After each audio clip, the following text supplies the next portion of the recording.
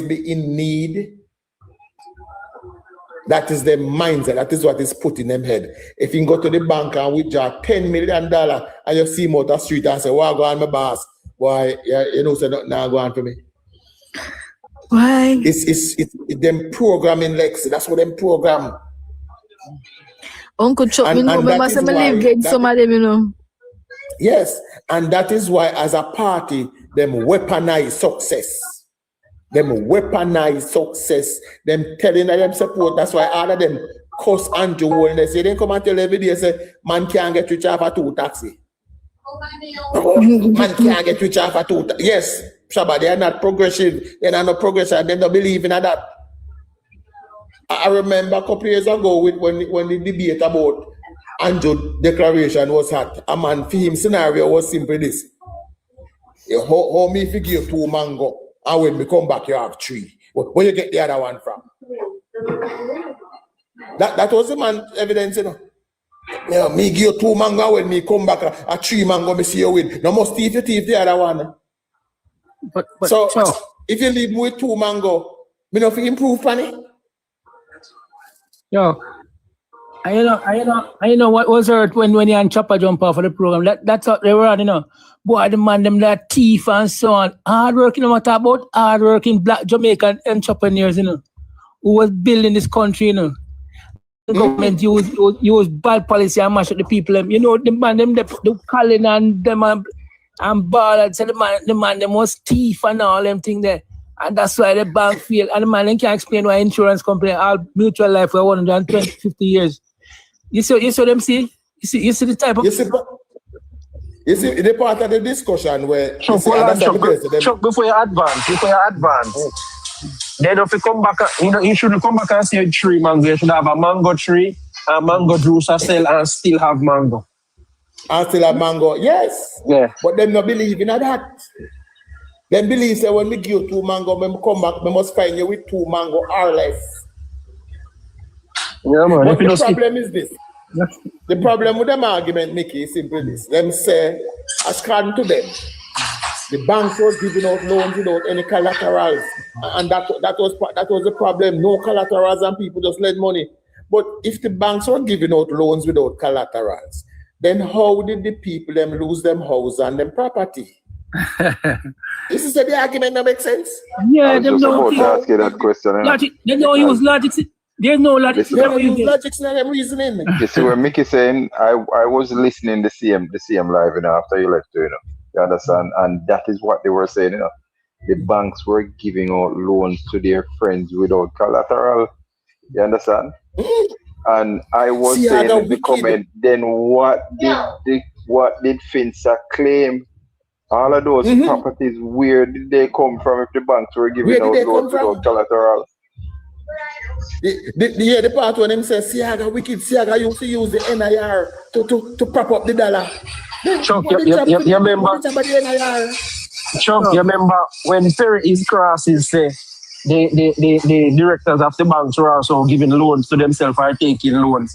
I'm telling him say, then Perry is that illegal? He can't answer. Because you work at the bank, you can't be a customer. Them argument never makes sense yet, ever. And even again, the man make a statement and say the reason why things are happening is because Mr. Siaga borrowed $30 million and don't pay it back. That crashed the whole financial sector. You can imagine that? That's the whole financial sector. Insurance, so much 44,000. Lord. Banks, manufacturing company, insurance company. Good, Mickey, because we don't mention manufacturing and all of that, but go on. No, but boy, the PLP them not easy. Chuck had said something earlier. Chuck, we just repeat again. What them say? What that the rest thing? Oh no, man. When I said them say Siaga is stupid because he was using the NIR to artificially hold up the dollar. No, but Chuck. What the NIR to do? Chuck. But what they don't realize, you know, Chuck, that listen, you have liberalized and you have managed exchange rate. Trinidad have a managed exchange rate. Barbados have a managed exchange rate. But Bahamas, you have a lot of countries but with managed exchange rate, where they use the NIR to top up the dollar. Remember, Chuck, it's not like say like Jamaica. All right, we have a liberalized rate. It's not like Trinidad. The other day, you can't just go Trinidad and bar and get any amount of US you want to buy, or them limited. No, you have a pre-order. Yes, and if we shop online, Jamaica can shop online. With Trinidad, they only get maybe like what? Like maybe 500 or 1,000 for shop for the month or so, and US they can use on them card. You see what I'm saying? So this is a managed exchange rate. I said this all the while, and I don't think people understand. If we look at where China is today, and I say China, probably, arguably, either the first or the second largest economy in the world. Depends on who you ask. But they are definitely in the top 2. China. Edward Seaga was running Jamaica the exact same way China was being run. China, same thing. Have a peg dollar, use your local reserve to defend your dollar while you build your manufacturing sector. When your manufacturing sector become powerful enough and build up your reserve, then you can liberalize and you bring in. That was Seaga's plan. And that is why in 1990, Seaga was begging Manley, said, don't make the business people them fool you. Don't make them fool you. We're not ready yet. Michael, don't do it. Right? But Michael was being manipulated by the business people them because they wanted, well, not only that, but he had also promised Washington say would do it. But them couldn't get Seaga to do. Right? So he went ahead and did it when we weren't ready. And it's a simple fact. It doesn't matter what Andre Hart want right, give them to come say. The simple fact is that was the demise of our sector. It begins with that single move. That single move when Michael Manley moved to liberalize our market without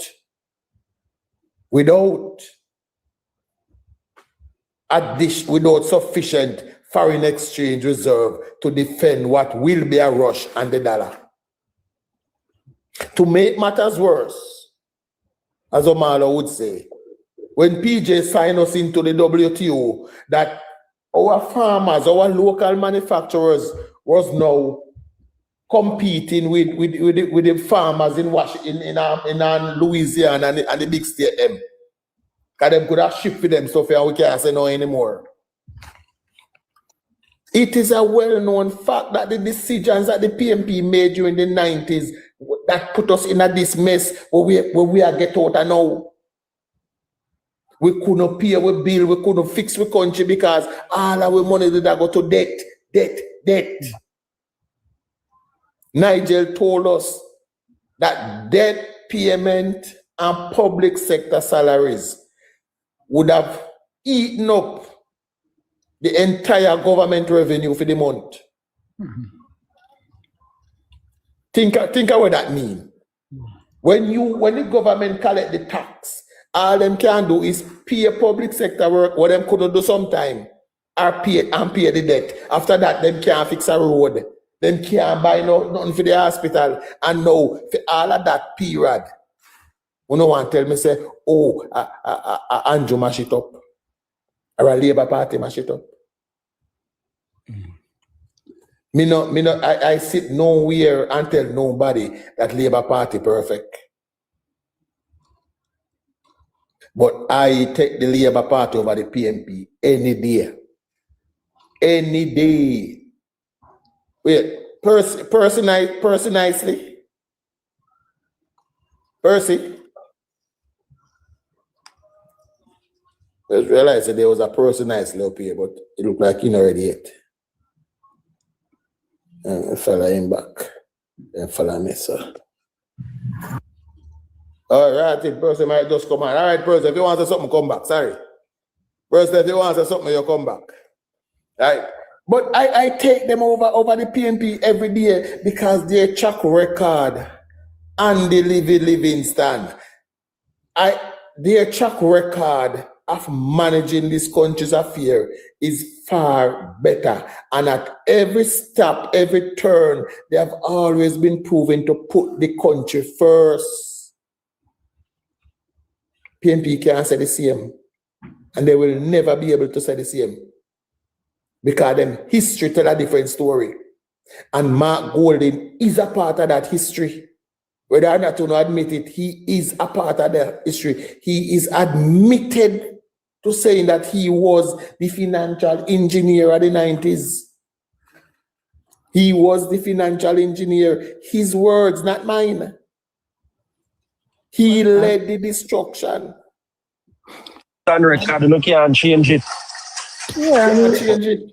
he has the audacity to come and talking about business now. When him under his thing that when you could advise and or so on, it will crash so much business. And you know, and him coming out talk about boy thing that it's not when say a parliament about business, he's anti-business, business for himself and his friends. Business for himself and his friends. That's what they care about. Top of our friends. Yes. And then come about and tell you how that time was the best time in Jamaican history. The man was just shuffling paper and making Music didn't millions. say that. When all the music that was being made was about sufferation. All right. The music never said that message. Probably the man was shuffling paper and making millions. The man never have any legitimate business. The man was just shuffling paper and making millions from that. It was sufferation for the average Jamaican, but for him it was his heyday. That was the time when he made most of his wealth. Mickey, let me ask this question based on what you say. Can anybody point to any business that DB&G own in Jamaica? Any development that they took part in? No, they were just shuffling paper, Chuck. Just shuffling papers. Nothing else. I'm making millions. And then we hear this story. The FinSac entrepreneur claims his house, which was valued at between $9 and $11 million, was offloaded by FinSac for just $3.5 million. By shutting down numerous banks, consolidating them into a single entity, and selling that entity to foreign interests, FinSac reshaped the Jamaican economy, often to the detriment of local stakeholders. So in this video, we'll dive into the inception of FinSac, the economic conditions leading to its creation, the banks it shut down, the scandals and lawsuits that followed, and how these actions culminated in the consolidation and eventual sale of Jamaican banks to foreign interests. Like the video, let's proceed. Economic boom and bust. The late 1980s and early 1990s, a time when Jamaica was basking in There you go. As we said, them something I can't be denying better. Sometimes you see. All right. You need to play baseball hits. The Financial Sector Adjustment Company, or FinSac, was created by the People's National Party, and its intervention was supposed to save Jamaica from economic disaster. But instead, it left us with long-term wounds. Even my children, them sometimes them confused because they never used to this kind That's the vice of Misha Willis. After working hard for several years to build his dream house, he was thrown out in an instant. Just send the request, man. The entrepreneur claims his house, which was valued at between $9 and $11 million, was offloaded by FinSac for just $3.5 million.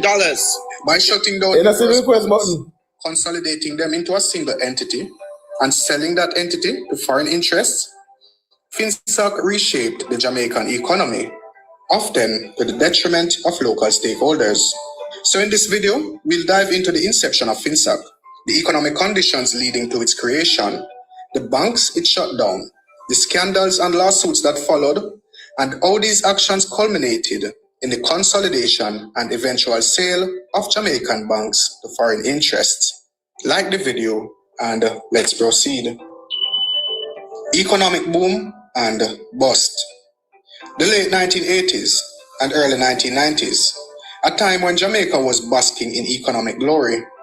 The economy was booming, life was good, and prosperity was the order of the day. But like all good things, it was too good to last.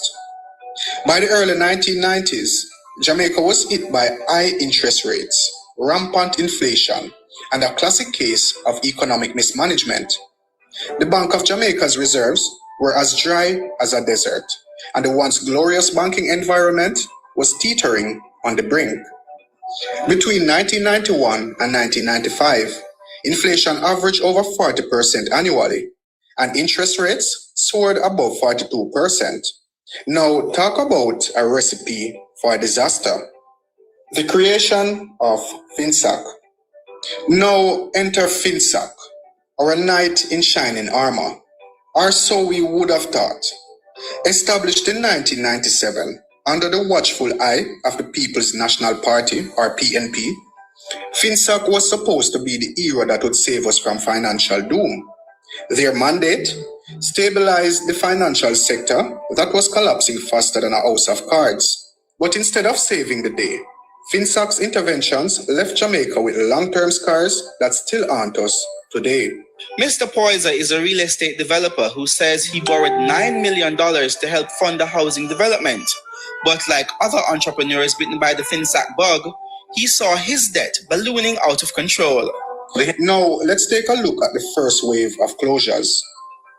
One of the first victims of FinSAC's rescue mission was Century National Bank, led by Don Crawford. Century was accused of mismanagement, and the politically motivated actions led to the bank's assets being frozen and taken over. Century National Bank's closure was just the beginning of FinSAC's takeover spree.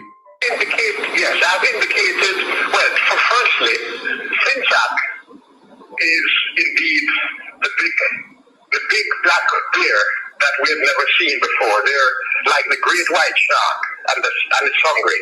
And they have overlooked all aspects of principle, decency, honesty, transparency, integrity, and they have maintained a very vicious profile from the very beginning. What they did to Century in itself, without prejudice to the other victims, is a colossal disaster. We are undoubtedly the biggest victims. FinSAC did not stop there. Their list of casualties grew to include City, Island, Eagle Victoria, Commercial Bank, Workers Savings and Loan Bank, Citizens Bank, Island Victoria Bank, Citizens Merchant Bank, Corporate Merchant Bank, and Island Life Merchant Bank.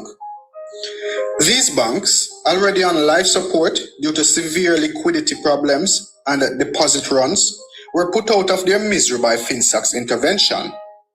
But who needs stability when you really have chaos? No. Here are some of the businesses and individuals affected by FinSAC. The ripple effects of FinSAC's actions extended far beyond the banks themselves. Countless businesses and individuals found themselves caught in the crossfire of the financial sector's collapse. The businesses. Eagle Financial Network. This conglomerate, which included Eagle Commercial Bank and other financial services, was dismantled under FinSAC's watch. The disintegration of Eagle's businesses resulted in significant job losses and a blow to investor confidence. Workers' Savings and Loan Bank. Workers' Savings and Loan Bank closure affected numerous small and medium enterprises that relied on its services for loans and financial support. The sudden unavailability of credit stifled business growth and expansion plans. Island Life Insurance Company. One of the largest insurers in Jamaica, Island Life's financial stability was undermined by FinSAC's interventions.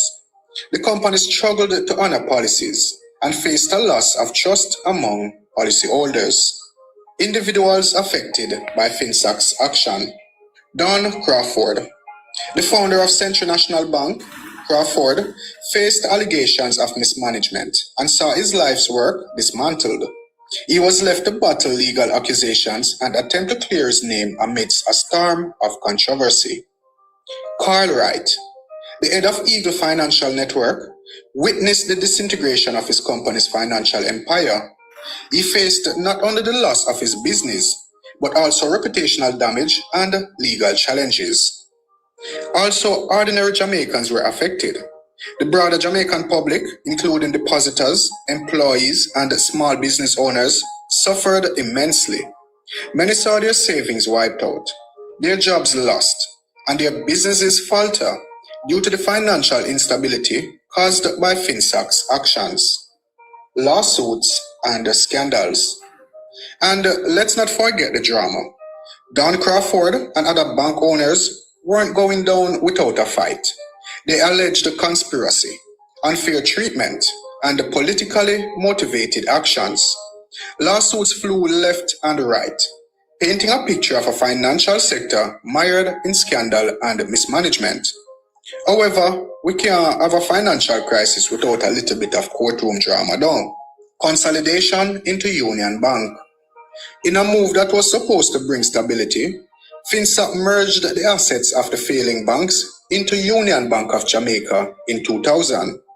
This Frankenstein's monster of a bank was supposed to be stronger and more resilient.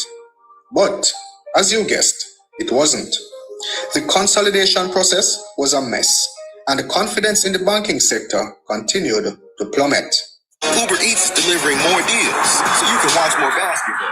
Right now, get a buy one, get one KFC. Sale to RBTT. In 2001, the Union Bank of Jamaica was sold to the Royal Bank of Trinidad and Tobago, RBTT. Critics saw this as the ultimate betrayal, a loss of Jamaican financial sovereignty as control of our banks was handed over to foreign interests.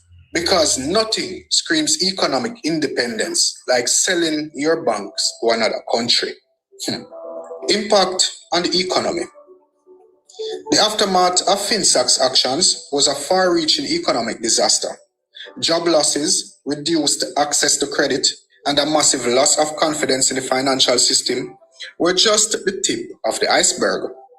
Entrepreneurs and investors watched their fortunes evaporate, and the ripple effects of these actions are still felt today. The entrepreneurial spirit of Jamaicans was crushed, and a culture of risk aversion took root among new generations of professionals. FinSac was created by the People's National Party, and its intervention was supposed to save Jamaica from economic disaster. But instead, it left us with long-term wounds. By shutting down numerous banks, consolidating them into a single entity, and then selling that entity to foreign interests, FinSac reshaped the Jamaican economy, often to the detriment of local stakeholders. We really did have to repeat that. The legacy of these actions underscores the complexities and challenges of managing a national financial crisis without causing long-term harm to the economy and its citizens. So much for the knight in shining armor. At the moment though, Jamaica is experiencing exceptional growth, but one step in the wrong direction and it could all come happening again. Thank you for watching.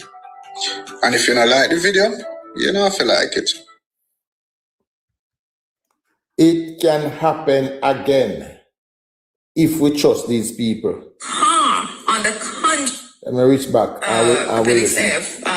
not to be by the advantages given to I wanted to add something real quick. competition by the government and wise. I was the one who was going first. Yeah. So what I wanted to say is I am the one, not was. I am the one. Yeah, man. Yeah. Yeah, man. What I wanted to say is FinSac was not necessarily the solution, or what would you say now? It was not necessarily the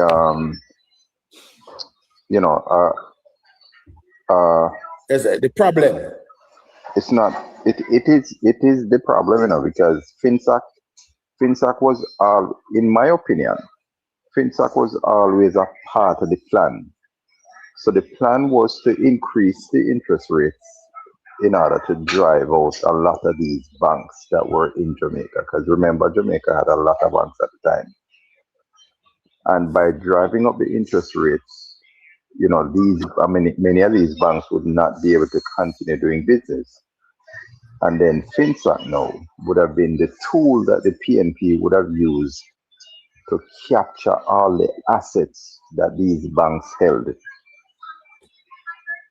So it played out exactly how they planned it. They planned it to increase interest rates, keep them at a high level for a long period in order to ensure that the banks would not be able to continue business. And then they would use this tool, FinSAC, to capture the assets of the banks and transfer them to favorable parties, which would be, like what we saw where a lot of companies that belong to other individuals were sold off to people like Mark Golding's sister and other individuals that are aligned to the PNP for pennies on the dollar.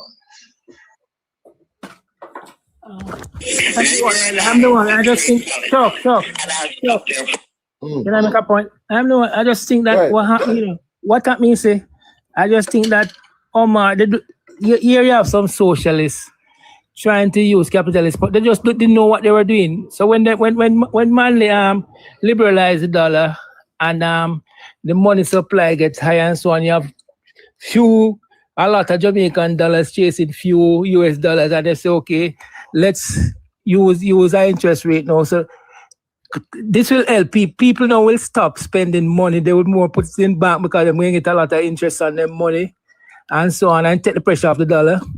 But when Omar come now and call, I say mopping up liquidity, because liquidity is a lot of Jamaican dollars in the system. What happens? I'm thinking, as Perkins explained it clearly, what Perkins said Omar Davis was a madman. Omar Davis was mopping up liquidity around the world. It's not only in Jamaica, because what's happening? You have people in US now.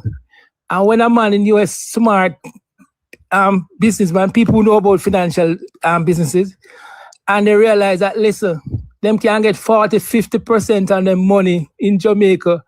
What they do, they convert the money out of US into Jamaican dollar, buy government papers, and then when it matures, they just convert back, take them profit and convert the money back to US and make a lot of money. So what Perkins used to complain that used to say that Omar was mopping up liquidity around the world. Just laughing at him. Right around the world, not just Jamaica. Yeah, not just Jamaica. Because other people, outside people were buying government papers now.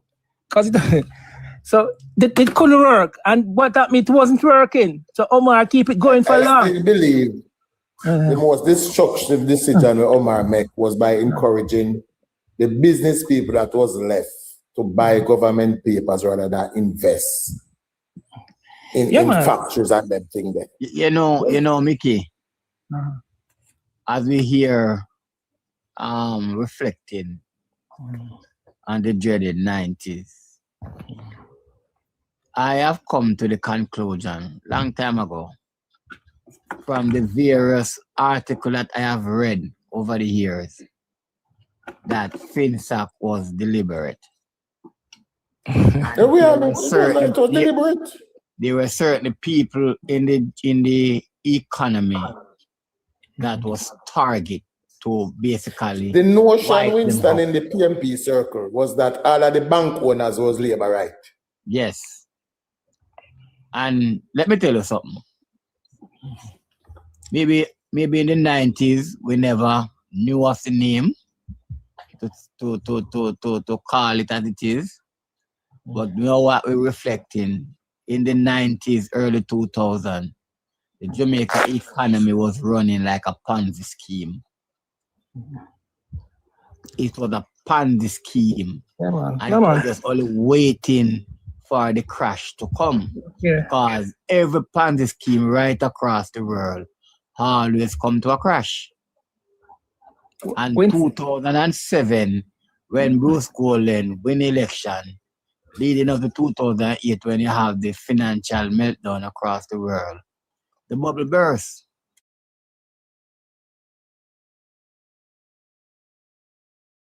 Of the Mafu and the Amarazan and many others have profited handsomely over the years from this Ponzi scheme regime. And that's why now you hear they're coming out, chiding this government of the sound fiscal policy that the government is pursuing.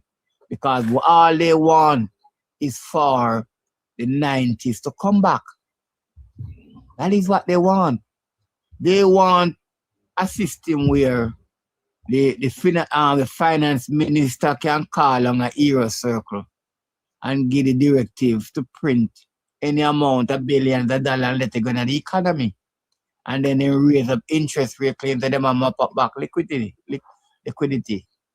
That was what taking place in the 90s. Hello, in the 90s, when money was awash, Jamaica. It come from three things.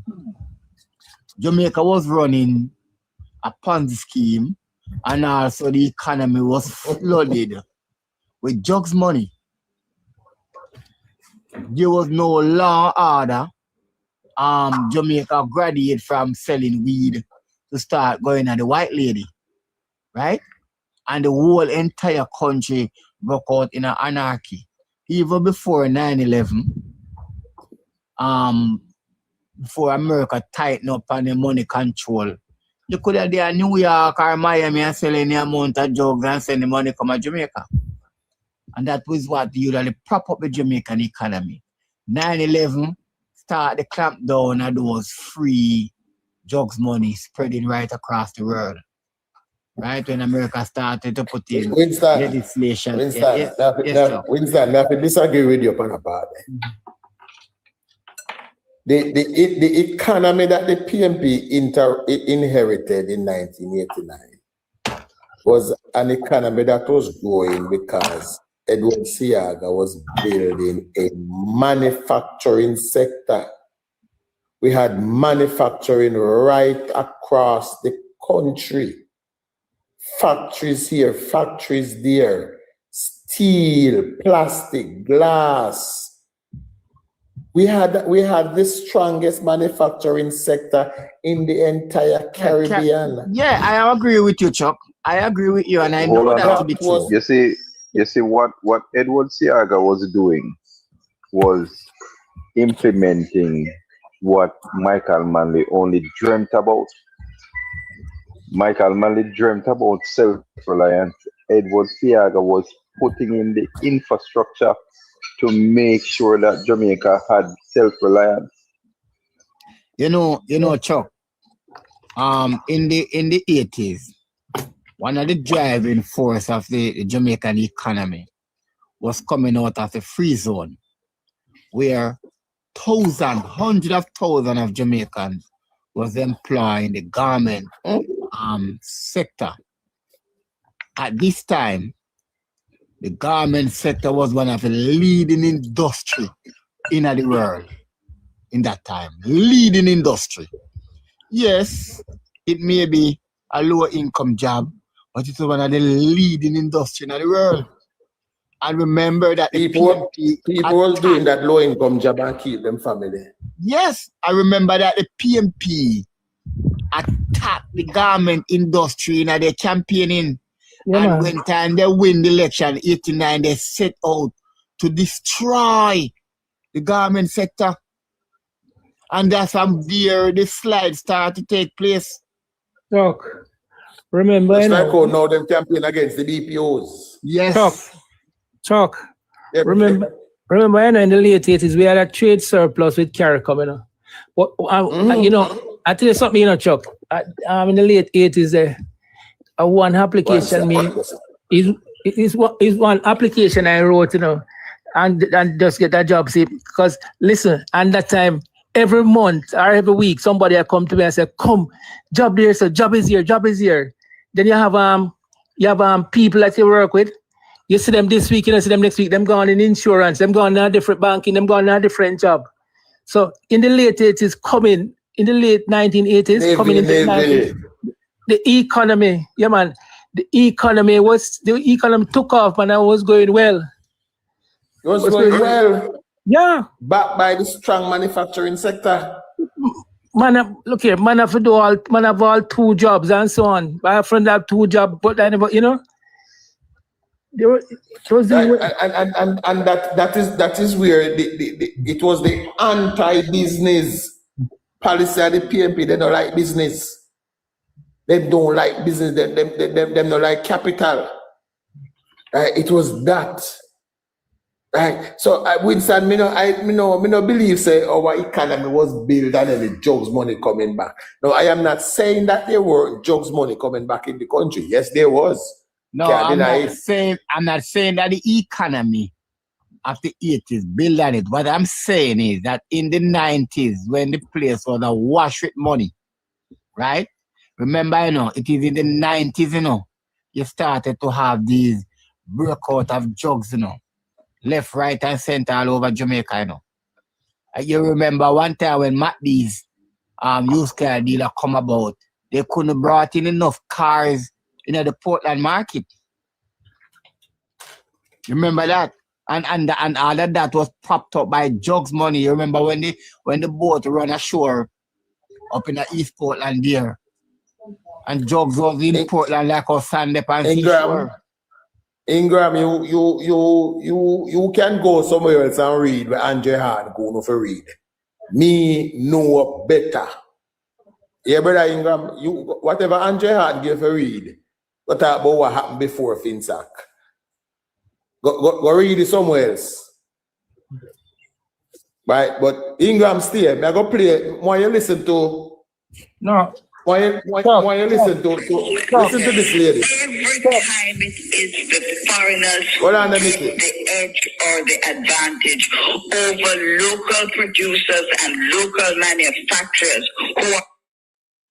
Our listeners who don't know what we're talking about when we talk about FinSac, because we have to make this connection back, because it's always about the FinSac experience at the end of the day being situated in a historical context.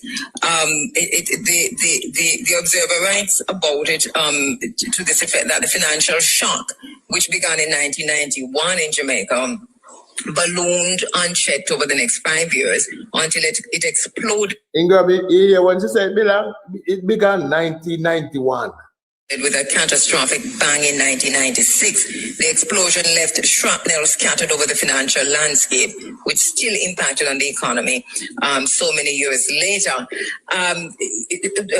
Sister Valerie Dixon is a survivor of that shock that the Observer talk about, a survivor of the government's response to the financial crisis of the 1990s, and she's, as we have said, written her book, Too Black to Succeed: The FinSac Experience, on the phone lines.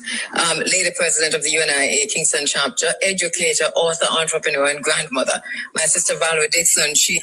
So what I want to bring out this morning is that a lot of people do not understand where this thing came from, and I want to just read a little from an appendix that was written in the Observer some time ago. It says, when Omar Davis, then PNP finance minister in the 1990s, began the process of dismantling the Central National Bank, it was done immediately after the Don Crawford-run entity had bought a significant sum of US dollars at a few dollars more than the price that the official exchange rate indicated. The bank did nothing which other banks were not doing in a time when an inept PNP government was struggling with managing a market economy which it knew little or nothing about. What the sale of those dollars did was reveal that the very same finance ministry was covertly, that means underground, dispatching agents with huge sacks of cash in the trunks of their cars to buy US dollars at prices above the official exchange rate. The money was stolen eventually. With blood rushing to its head when this action was revealed, an embarrassed PNP government set about withdrawing public funds from the Central National Bank, making it publicly known. And in the process, it's... So the government of the day withdrew government account from Century and announced it publicly. That caused, hey, listen to me, no, man. You see, Ingram, you see people like you who walk around and defend this. You see, just like Omar Davis and PJ and Mark Golding, you know, go shit up on yourself in a public before you pass on here. Started or triggered a run on the bank. Where's the Mickey? No, but listen, manufacturing sectors collapse, other businesses collapse. So what they're talking about, and they don't understand. If everybody start going to the banks now for their money, the banks are going to have a problem. The banks don't have all the money that they collect in cash. The bank lend out the money. This is what I'm saying, Chuck. And as what she's saying, it's caused a run on the bank. So the bank is going to collapse. Where's the bank going to find all that money now? Liquid cash to give back people when the monies are lent out and so on. Which was seemingly designed to end its life. That, however, is a sad history for the most progressive bank existing in Jamaica at that time. So if you withdraw money from the most progressive bank at the time, what do you think is bound to happen? It is going to trigger what is known as a domino effect. There's going to be a run or a rush on the bank for people trying to get out their monies. And we do not understand, most of us, what the effect or the repercussions or the consequences of such a run on a bank would actually do. Because if you affect one thing over here, it is going to affect other things over there. All right, so that takes us, Val, to your own personal experience, which you wrote about in the book with FinSat. Let us go there. And you and your husband, you were in the construction industry. Talk to us about that. Yes. And I think the whole world understands that when you're in the construction industry, unfortunately, you have to be the one who is, well, it wouldn't be wise for you to capitalize that job you have out of your own pocket. So you are dependent on the banking system to finance you upfront, because in construction you have to put down the building, and as you go along you can then certify that the work is done so you can get paid from the client. But in the meantime, you have your expenses such as salaries and wages, you have your utility bills, you have your suppliers, you have everybody to pay until you get paid. So when your bank collapses, which was Workers' Bank, and you are now faced with not being able to get funding, what do you think is going to happen? Your creditors are going to be down on you. In other words, everything now comes crashing down on you. And your only fault or crime was to go and borrow money that you must use, because nobody's going to really, as I said, finance people's houses, buildings, shopping malls, whatever, out of their own pocket, unless you're one of those types. But anyway, let me just quickly go on. So you are faced with Hobson's choice, which is no choice at all. You have to give collateral in order to secure these loans. And by collateral, we mean you have got to mortgage something or give up something for the bank to say, you want $1 million? Bring 40,000 acres worth of property come. So the bank holds on to that. Sooner or later, with your being stymied or held at almost gunpoint, you are not able to get financing. You're not able to get payment from your clients. So you have to now go and seek every possible means. And one of them is to put your house up for mortgage. Or better yet, as collateral again. I will just read quickly here what another one of the appendix said. It said the tragic irony is that many of those producers and manufacturers in Jamaica, trusting that their government was looking after their interests, had borrowed, sometimes pledging their homes to invest in state-of-the-art equipment to improve their efficiency, only to be crushed by the high cost of servicing the debt, that is high interest rates, which are generally harmful. Many sought out new export markets to increase their sales, but lost them as their competitiveness vanished through government exchange rate policies. Many strengthened their marketing only to be overwhelmed by the advantages given to imported competition by the government's unwise, liberalized trade policies. And I'll stop there for a moment.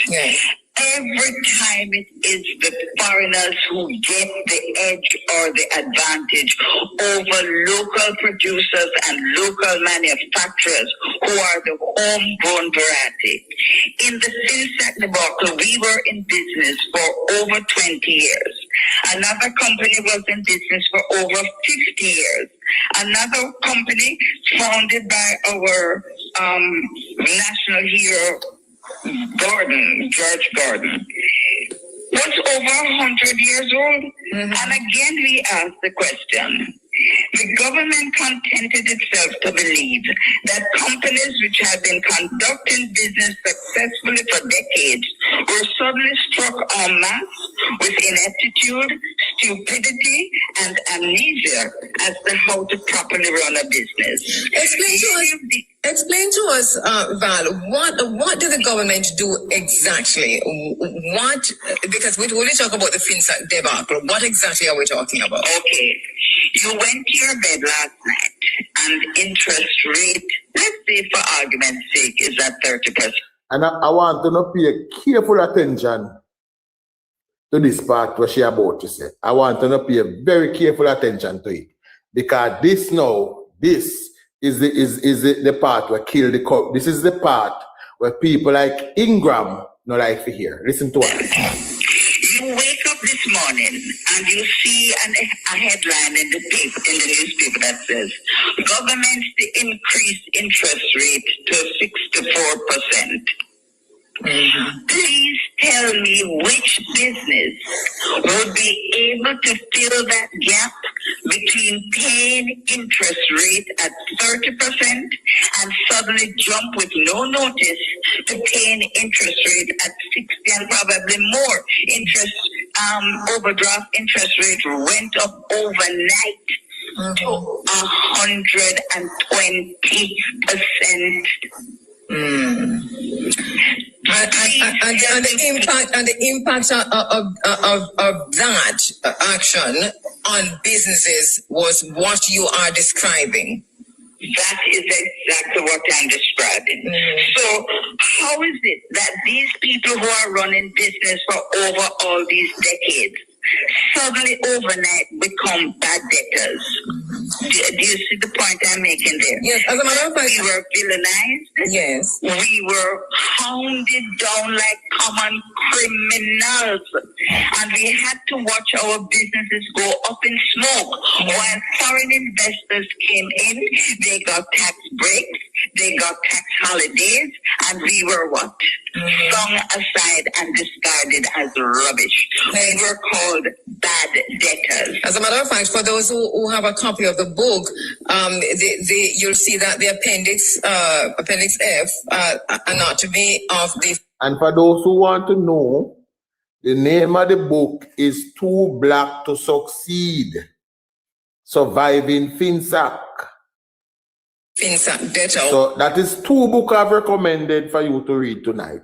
The Road Not Taken by Colin Dennis, and now Too Black to Succeed by Valerie Dixon. which was published in the Sunday Gleaner 2011, July 10 by Claude Clark, guest columnist, starts out by saying, and I don't know if you have that, you can read that for us, Val, where he says part of the fallout from the FinSac folly has been the summary dismissal of the thousands of productive Jamaican business persons as bad debtors. And this is what you're saying. Yes, that after more than a century of successful Jamaican businesses, the 1990s ushered in a period in which the positive relationship between productive entrepreneurs and their financial partners or banks came to a crashing halt. Thousands of healthy Jamaican... Guys, tap up the screen or put some taps on the screen, please. Or send the lion, anyone. Either tap or send the lion, anyone cheaper. Businesses, some of which had grown to become regional and world beaters, were disdainfully discarded by our national economic stewards as bad debtors. Wow. No, but it's a lawyer, man. Lawyer, don't beauty him, lawyer. I cry out when information lick him and screaming, like the truth. And by discarded, because you know, to understand what Claude Clark meant, no, because I'm sure it's a long letter and he would have gone through that. But help us to understand what happened to you in terms of how you were discarded, how your family business was discarded, and the impact of that on your family. As you said already, I am a teacher. And I remembered my husband coming in one evening looking very dejected and saying, I have to take your money this month. And I said, which money? You pay, man, you pay. So I said, really? Long story short, he said to me, which do you prefer, material wealth or your life? So of course I just cut my eye and said, it has to be my life, of course. I mean, what kind of...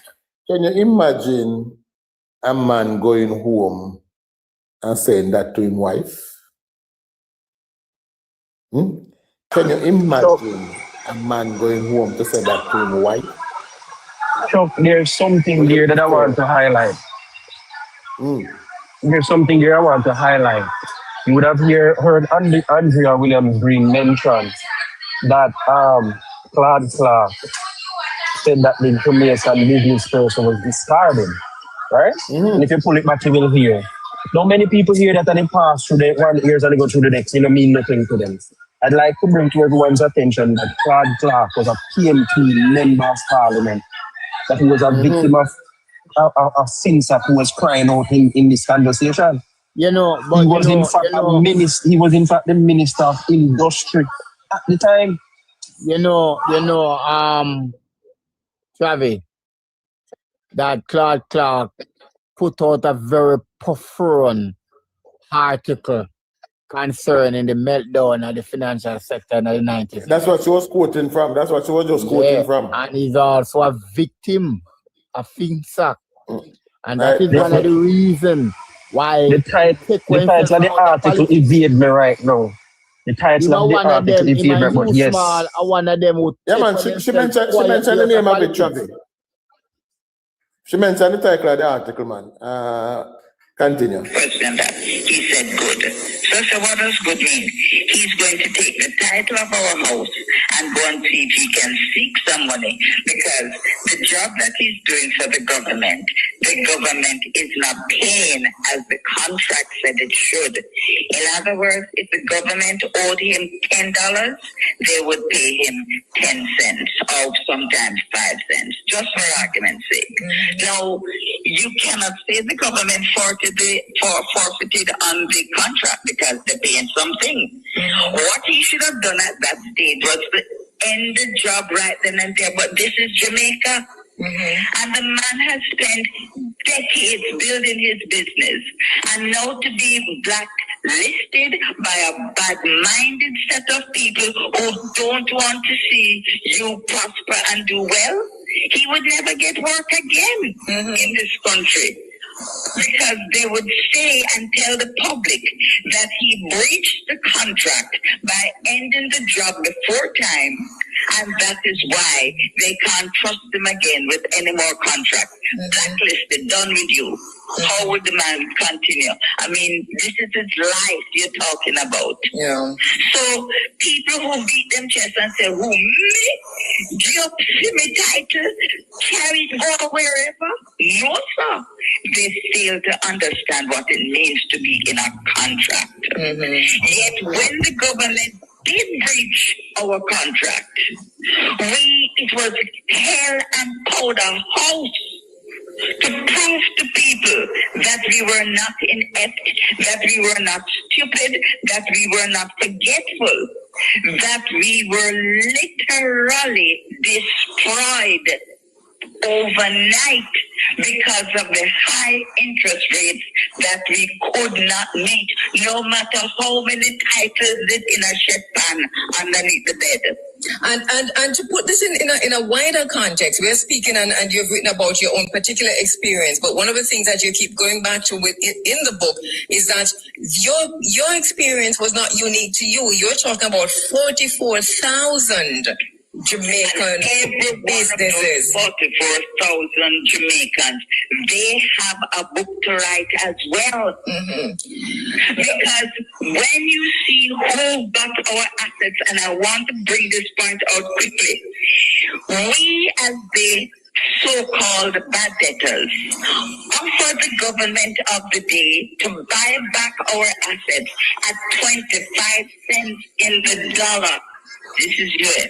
And we were refused, we were rejected.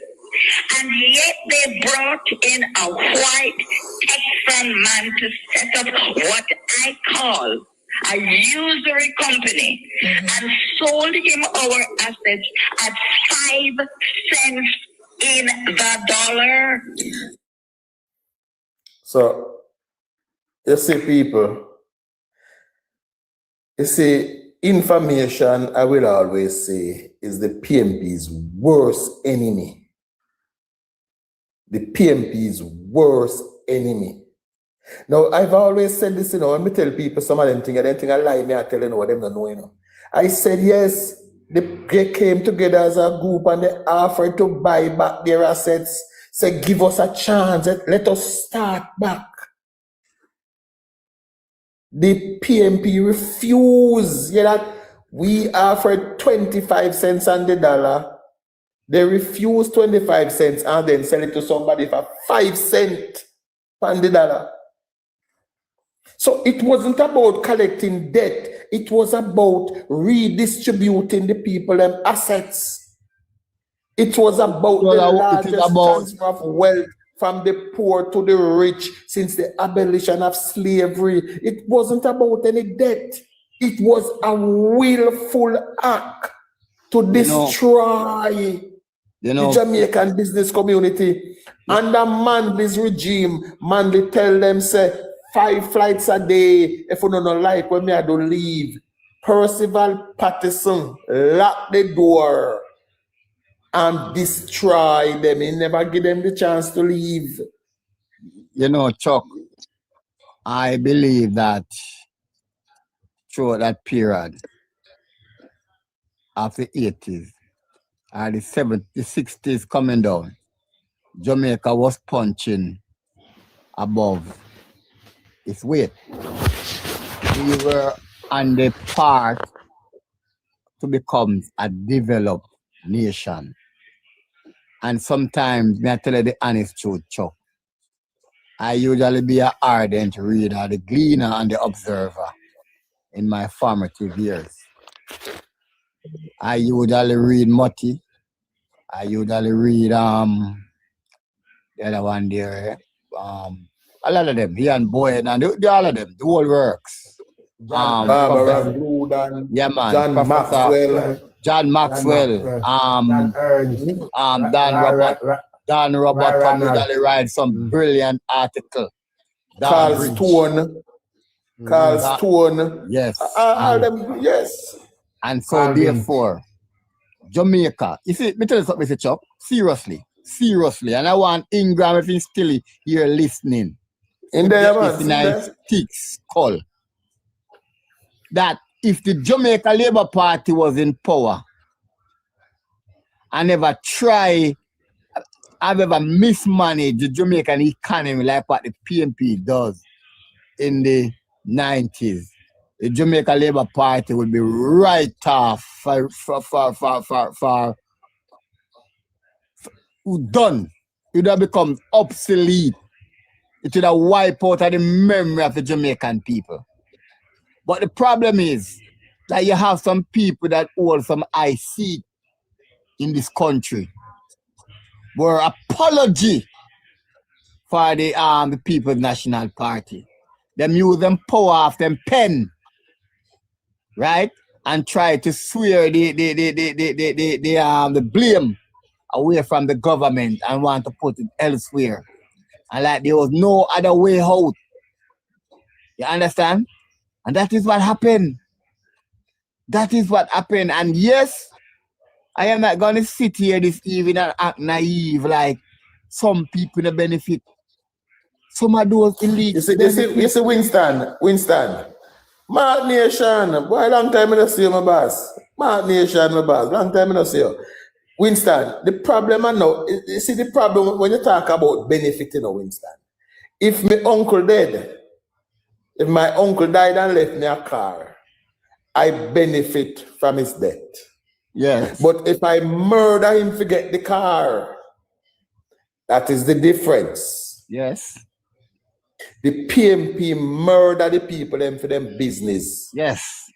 And that is the difference. I say it again. If my uncle die and leave me a car, I benefit from it. It doesn't mean I kill him. But should I kill him for the car? Look, watch your language. A crime. Watch your You would language. have committed a crime. My apologies. I'm sorry, guys. Chuck, watch your language. TikTok is very sensitive. Oh, yeah, and then don't like me already, you know. You're absolutely correct, Chuck. You're absolutely correct. You know, yes. You're absolutely so when correct. they come at talk about who benefit and who, of course, yes, people benefit right across. But we're talking about who caused it. Yeah. I remember one afternoon. Who caused it and what caused it? I remember one afternoon, Mutty Perkins was on his radio show. And he was leaking out against the government policy and non-policy of managing this economy.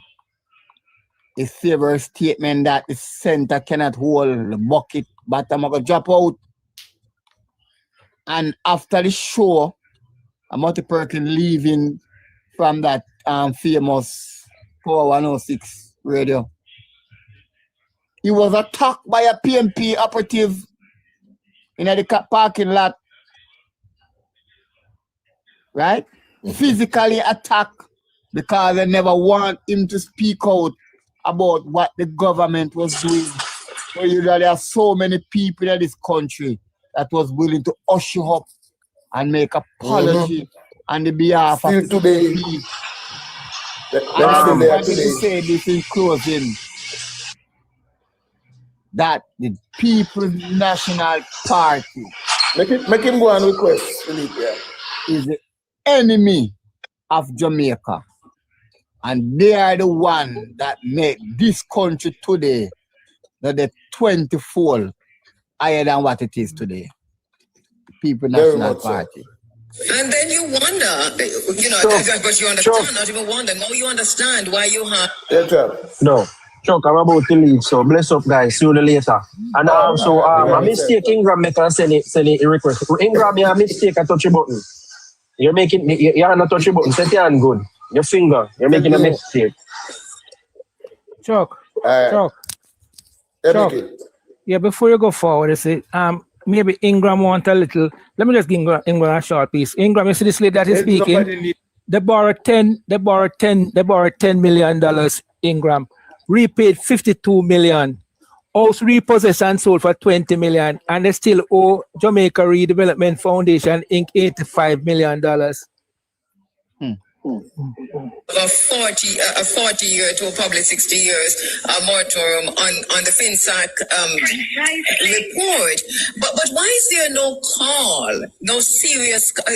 Every time I hear a call for the report to be released, it's coming literally from your lips. Why is Jamaica silent then on the FinSAC Commission report? Because most of us as Black Jamaicans, we have lost it. We have Ingram, we're not afraid of you, so we're tired of it. There's a difference. lost our cojones. Go look that up. That is Spanish. Our spine gets soft like cooked macaroni. There is one lady, and I have to give credit where credit is due, Yola Baker. She has been the first lone voice in the wilderness crying out for justice. And I don't know if it's because she's a woman, why she was treated with such ridicule at times. This woman mad, she don't know what she's talking about. And yet when you hear who is living in our house, you eye them open big like saucer. And you're talking about these houses now that was sold by this Texan who came and bought our assets for a mere song and a dance and then resold it for profit. And most of the people who bought our assets were well connected in politics. If I tell you who got my house, but I can't do that because you know how this is Jamaica. Yes. So we have to just clear our throats around certain things. But this is a travesty of justice that should never go unpunished. And when you look and see what people bought our assets for, that we worked so hard. And we listened to Lola Gray Baker. She was live with Chops Media a couple months ago. So we actually heard her story personally too. We also spoke with Meshach Willis. Meshach Willis was put out of his house in the rain. And security guard stood at his house gate, so he couldn't go in back to shelter. Chuck, and this is why I'm saying to Jamaicans, please read Valerie's book, because she takes us on this journey. And one of the things that made me cry, Valerie, when you first told this story, my sister, you were in the studio, and I read it because you wrote about it in the book. And I know we have just a few minutes to go, but that is a story that tugged on my heart as a daughter. It's on YouTube. When I read it about how you found out that you'd lost your house and what you saw it's on YouTube, in a vehicle in terms of your clothes and what you felt and how dejected you felt, and you know, that whole, just the way you told that story and how it's written in the book, I saw the tears literally dropped onto the page as I was reading, because I felt your pain through those pages. Explain that moment to us. It was really our very, very helpful and faithful helper who came in one Monday morning. I titled that No Ordinary Monday Morning. And she said to me, Miss D, is what number so-and-so subdivision we live at, ma'am? So I said, I gave her the number. She said, Lord have mercy, look here, ma'am. And she gave me the classified section of the newspaper. And she circled public auction, house at lot so-and-so subdivision name. And believe you me, my knee went weak. I feel nothing but pure crawly. I run through my knee then. I had to grab a seat. It's entitled a case of bad mind and corruption. You see. Just type in FinSAC Jamaica on YouTube. It's entitled A Case of Bad Mind and Corruption. No, sir. My husband, I forgot to explain it. What is my house on a public auction block? Long story short, it's all right. Well, I forgot to use the little education now where we get that my mother insisted that I should have, and like a common sense. And we got, I don't know if this legal or not legal, but at this stage now, I don't care. We got a real estate person to come and look at the house, and he said he know the perfect man who will buy this house from us so that we can avoid having to have it on the auction block. See ya? Long story short, when we reach the lawyer now to sign the sale agreement, if you think me did have crawly in a knee back when we hear the news, and now we're going to know who the real owner is going to be. Well, I think something slapped me back to reality, and I said, well, God, whatever this is, I surrender. Because I can't do nothing about this. So the lawyer gave us about 3 months in which to pack up the roaches and come out of the people in place. This is after raising our family here for decades, at least 2 decades. It was now no longer ours. And you're talking about an upscale community in... Yes, shame to say. Right. It is a mixed community, but a lot of upscale houses were there. It was really designed for the bauxite managers, the expatriates, the white people to live in this little enclave. But things happened in the 70s, and they began to sell lots to upcoming professionals, and we were among professionals. We called us, we went to university, we were in college. So we did all the right things that your mother would have been proud of. And my mother was very proud because your education is now paying dividends. Yes. Look here, 2 days after we went to the lawyer, the real estate, I get choked up, but I'll go on. The real estate man come back and say, the lady says she want the house now. So anytime I'm nervous, I laugh. I say, oh, you mean no? Didn't we get X time to pack up the roaches and we set my few little plants and things? And say, no, this so-and-so man said that him have to get the key, otherwise I'm not going to get any commission. So you have to move to there. Well, we did have like a business to do, so me just looked on him and husband and said, well, I don't see how I can possibly move over 20 years in one day, so I want to work it out. Hear what the man tell me, say, this so-and-so man knows of 2 houses to rent, and I must go and choose one of them. Well, you don't argue with certain kind of people in this country. So I went and I said one of them was in the same community, so I would look at that one because the other one wasn't suitable. Yeah, ma'am. When I reach what I think is a truck that I see in front of the gate, and there is my gardener giving instructions as to how he must come through the 2 columns then without lick down the people and gate column. When I look in at the truck, but how them things they look like my things so? When we see curtain, drapery, wrap up with plate, wrap up with shoes, some sofa just packed precariously on the side of the truck, and I said, but what is happening here? I turned to the guy, I said, what's going on?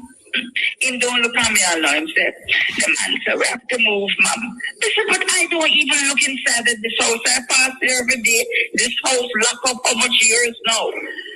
So, how you mean you're putting the things in that condition? I said, the man said, then don't give the key. Well, they're sure iron by now. Go back up the drive. J-Ras, which part of it not adding up for you? I'd love to know which part of it not adding up for you. We forgot jump in my car, go back around the house because of this man. When is this man now come park right in front of me? See ya? I march up to him now, fire, snap, you name it. When I look on the back seat of the man's car, not even car, car, I'm going to close that pack up from the seat right up to the ceiling. Mark Nation, not take it as a man. Not take it as a man. Wow. So I believe you me, it was like Dunn's River Falls busted on my head. The eye water just gush.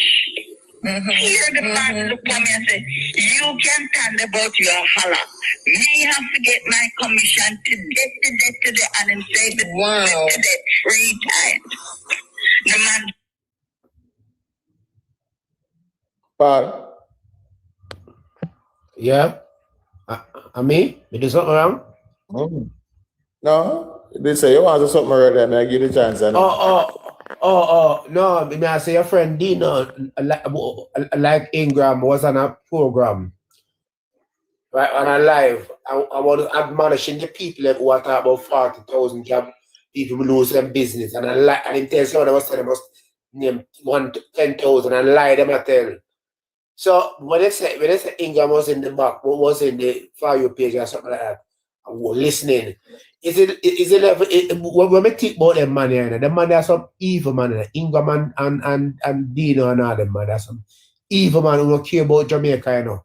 All them care about them party and them care when them party do to people. Them are some evil people. When they listen to the lady and another person who operate a business, them time me and still do now. When I listen, me know say if me did borrow somebody, me da lose my little small business. Small work baby, that me da lose it. Because such was the time in them time when you go bank or borrow money to start a business because you're ambitious and you believe in your ability, you want push out yourself and start your own thing. We know that my business will get fall up in them type of thing. You see, my problem with people like Ingram Paul is that you can admit that what happened to the people and did wrong. Yes, you can still support your party and say anything, but wrong is wrong. The people them in front of I mismanage the country and wreck the people and business because of it. There is no going around it. Of course, Chuck, you might Mikey, you ever hear any PMP minded people like Ingram and them people there say the FinSac and what brought about was wrong and the people was there. No. But none of them have said that, you know. Oh, them say the people them Paul to start business. Chuck, you don't want something sorry to all of us. You know, say, no. You know, say, every day when time I go somewhere, I see me shock, I heal him. All the while, I see the man, I shake my head. Anytime I go, I never tell him location, but you know him location, Chuck. I'm shake my head, you know. Everybody know him location, brother. Everybody know him location. Yo, I mean here, guys, let me say this before me. Isn't it, guys? Meshach Willis is the gentleman. He sell him look sweet with them right at Scotiabank in Africa. VMBS bank there, sir. Right there, in between there, sir. Right between Scotia and VMBS. He sell him look sweet with them. Yeah. And him pen and him something with them wives. Yes, that's Meshach Willis. Yeah. Right? Anytime on a pass, you buy a pen for Meshach. Buy a sweetie for him. But Chuck, whenever I see him, you know, always see myself in him, you know. I say, me could have been similar thing could happen to me too. I like him, I was very ambitious. Yeah. But you know some. Oh, sorry, man. But I hear your background. You know, say one day, one time in the last year election, the Andre sit down beside Mark and I say, I never PMP have Sierra cast. I'm really shame you know. And the one around a month ago be there, Andre Harden. I'm ashamed, you know. I'm not be download that look up on the clip and say them people are wicked, you know. Say Sierra great FinSac, you know. And him write the paper give them, but them are trying to convince to say, oh, the collapse that start from 1986. Okay? Yeah. If I'll let me tell this now, and this is common sense reasoning.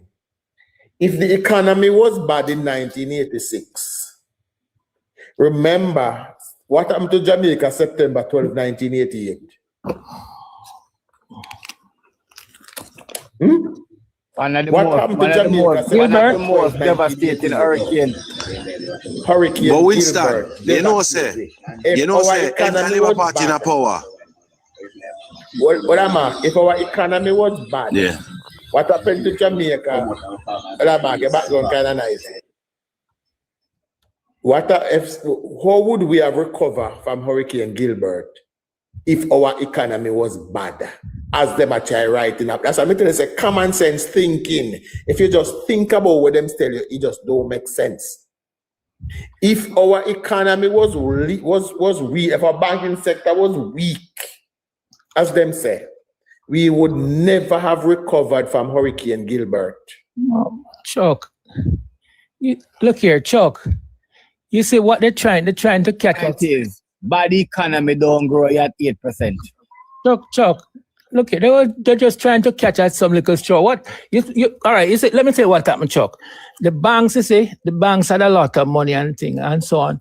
So now the banks would thing they lend money to the bank. All right, so the bank now, the banks would go off into businesses that was helping to grow the company. Like, all right, like they might go into a little hotel business, the bank might go into, but it was growing the company. That's not what wrecked the economy. But what they're using is because the bank maybe step out of the normal banking thing. Like when but that's how they had to make money. That's how they make money. Yeah, man, they had the money, but it was growing the country. It was that couldn't the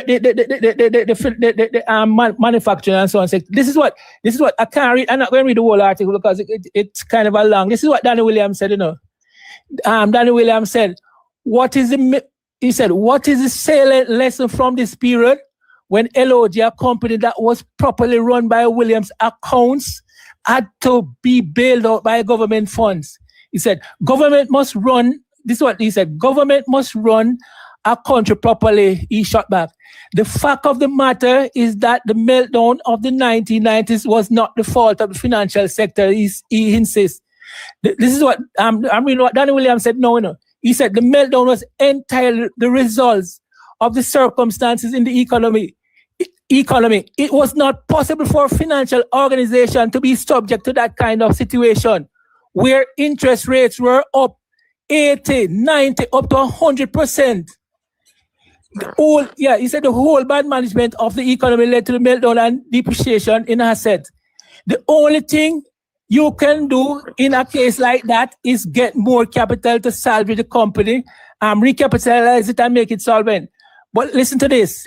The emotional pain for the emotional pain for Williams was no doubt compounded by the fact that the government at the time was being run by the political party for which he had served as a senator, minister of state, and minister of commerce during the 1970s.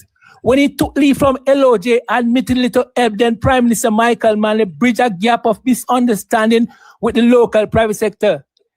Let me just scroll it. He said, significant attempts were made to advise the government before the meltdown. The advice was not taken, Williams said. It was depressing, but we never allow it to depress us. He had it. All right? And it goes on. But look here. No business you can't borrow money at 30% and then you have to survive. Or you're going to survive when interest rate reach 80, 90, and 100%. And 100%. No business can survive. No business. No. Mickey. Hold on,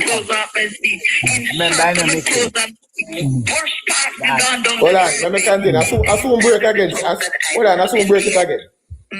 I don't know when trying to put them down and come back out and take another load and it went until the car unpacked with my clothes and it drive off.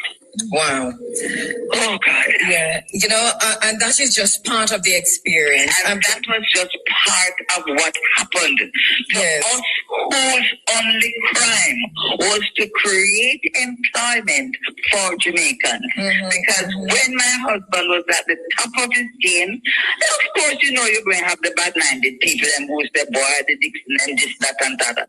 But he was employing from degreed architects, degreed people come right down to murderer who are wait to get him sentenced as the person who is manual labor and push barrel. That is the amount, that is the extent of what we were doing for our country as black people, as black producers, as black entrepreneurs.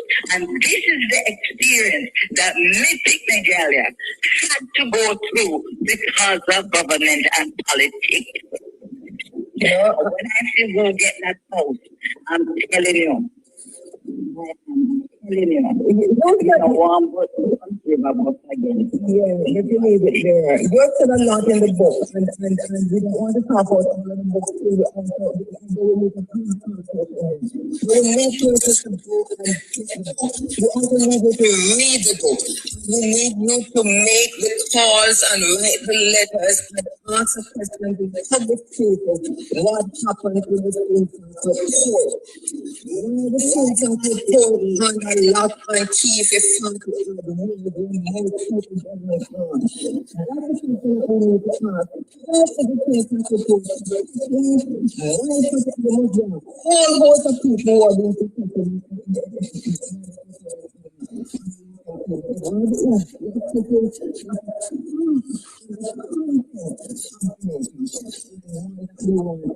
Aparte, gone down, Chuck.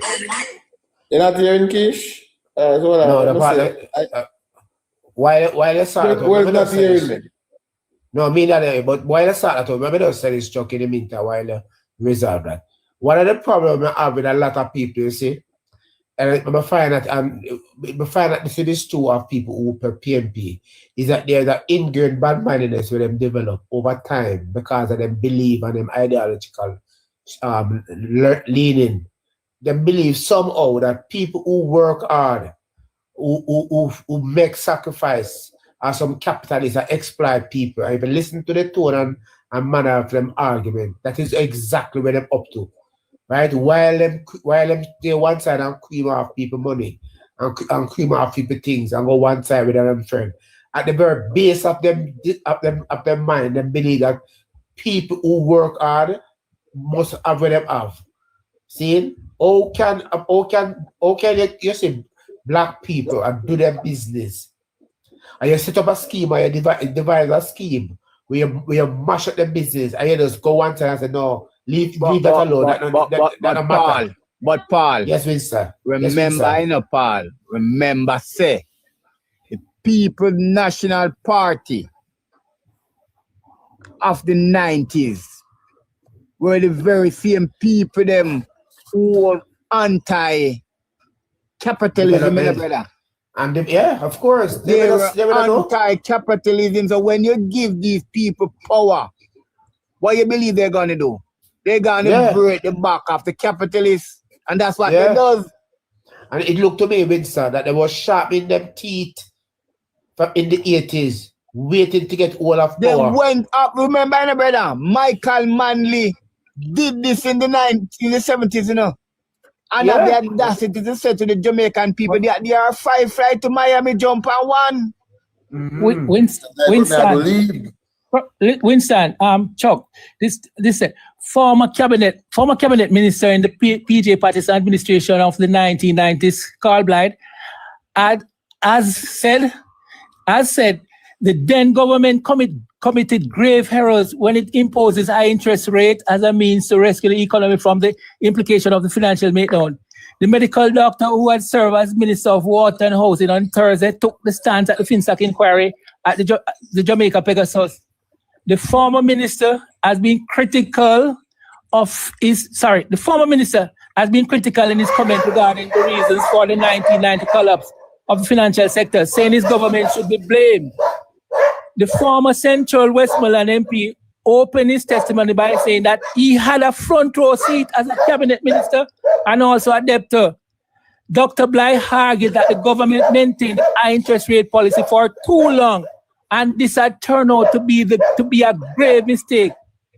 The problem, he said, spiraled out of control, and by then, he said, everybody recognized the problem and the government of the day should have too.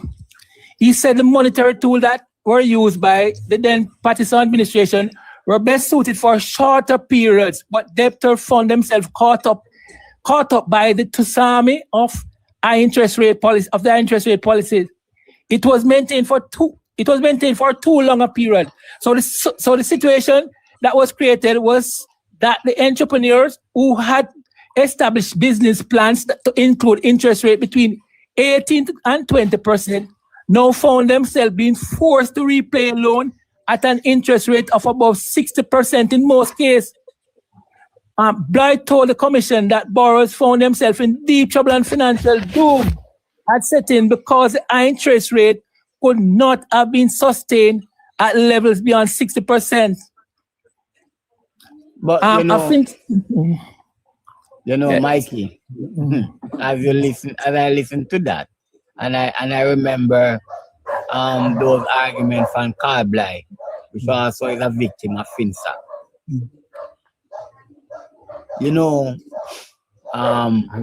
Never to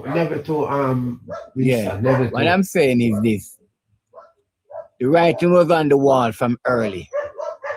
But journalism in this country is a failure to our democracy. True, man. True. Because when we see people like Danny Williams, that was a part of the government of the 90s, Claude Clark, and a youth small, those men with conscience take away themselves without people even recognize that they walk away from representation politics, right? Because of the bad policy that their party were pursuing and was killing off the entrepreneur spirit of this country. But the question we must all ask ourselves this evening here, guys, as the Jamaican people learn anything from this? I don't think we so. become more mature as a people when it comes to decision making. It is the grace of God. On September 3rd, about 9:30, 10 o'clock, that intervene, let the PMP take back reign of this country.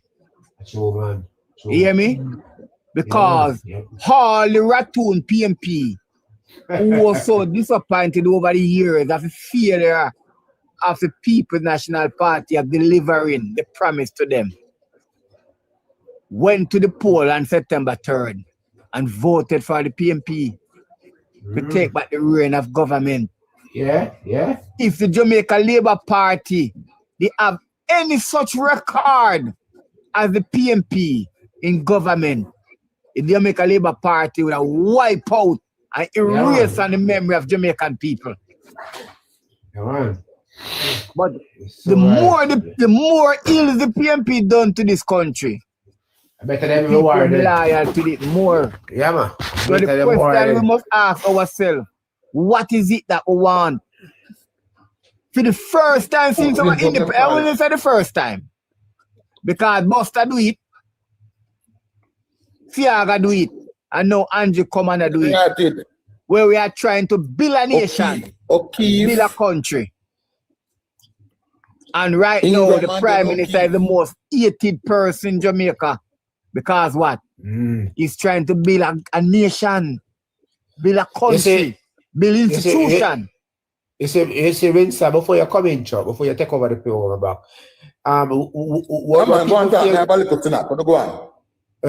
what people fail to appreciate, is that the PNP ideal and what them believe, is somehow, and if you listen to the thinking and the thoughts of people like Ingram and O'Keefe and Dino and all the rest of people, is that somehow that the money that they fit everybody get, and they must come and get it. No common sense. Say that with common sense and come. They have to come and get it, right? And somehow people must make sacrifices them.